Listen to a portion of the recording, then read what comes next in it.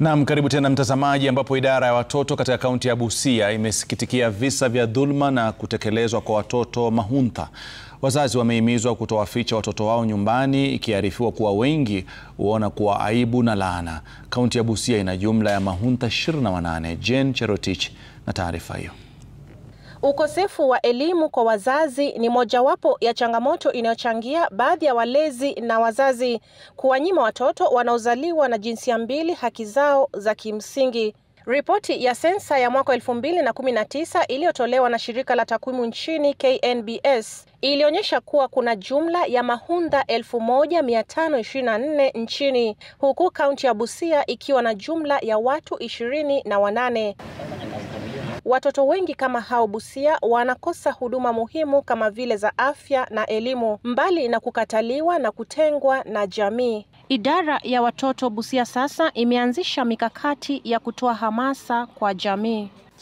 There's a lot of stigma, there's a lot of discrimination in the community, there's a lot of lack to access to essential services, including medical services, including even just traditional values being accepted by the family and the community generally for these people.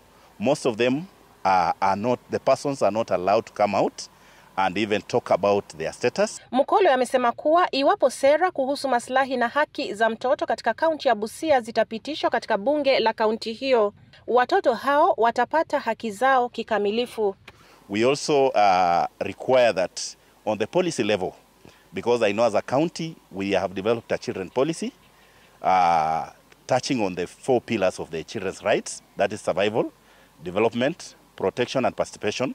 And among within that policy, when we are developing it, because it was developed after the enactment of the Children's Act 2022, we have mentioned about the intersex children. Imewalazimu wanaharakati wa kutetea haki za kibinadamu kufika vijijini Teso Kaskazini, kaunti ya Busia, kuwaokoa watoto hao. Mmoja wa umri wa miaka 12 akiwa amedhulumiwa kingono na kutelekezwa na kumlazimu kuasi masomo. Na nitashirikiana sana na children officers kuhakikisha kuwa hao watoto tunawapata. Lakini most importantly ni jamii penda hao watoto na ikubali kuwa wako. Kwa sababu hao watoto hatuwezi waendea kwa manyumba zao kama jamii zao, familia zao hasiwezi kukubali kuwa watoto wako na wanataka support. Na kitu kingine ya maana hao watoto wacha wapatiwe nafasi ya kwenda shule pia.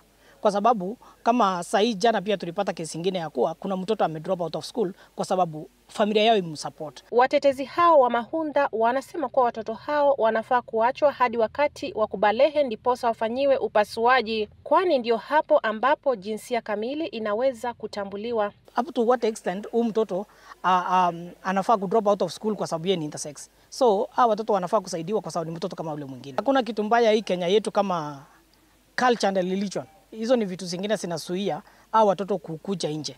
Na pia jamii zao kuwakubali na kusema hao watoto wako. Kwa sababu kama tunasema hao watoto ni laana, ndani mtoto hawezi kuwa na ile usubafu wa kusema mimi ni intersex person.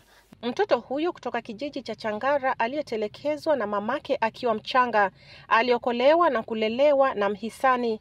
Sasa mimi naona kwamba watoto kama hawa wako wengi, lakini tunaomba kama serikali mtusaidie pia sisi kufuatilia hii watoto, kwamba mtusaidie kuwasukuma mbele, ili kwamba hata eneo kama yetu hiyo mtutafutie shule kama ya wale watoto kama hawa. Jane Cherotich, runinga ya Citizen, Busia.